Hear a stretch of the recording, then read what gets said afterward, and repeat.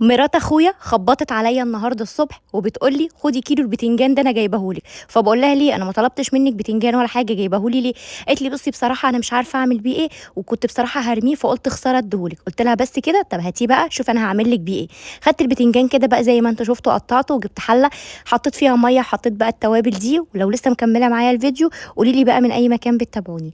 حطيت كده الميه دي وسبتها لما تغلي، وحطيت البتنجان جواها كده بالشكل ده وغطيته وسبته لمدة 10 دقايق. بصوا بقى بيكون استوى خالص، باخده بعد كده اصفيه كويس جدا من كل المية اللي فيه، وطبعا المية اللي فيه دي ما بنرميهاش ولا حاجة. بعد كده سبته بقى لما برد شوية، وابتديت ان انا افتحه بايديا الاتنين بالطريقة دي كده. جبت الكبة وحطيت فيها فلفل اخضر وفلفل احمر وكمان فلفل حار، حطيت راس توم كاملة وحطيت ملح وكمون وحطيت بابريكا وحوالي ربع كوباية من عصير الليمون. بتنجان بقى ابتديت ان انا احشيه بالطريقة دي شوية بقى من المية اللي انا سلقت فيها البتنجان، وغطيتها كده يعني بشويه حوالي 3 مغارف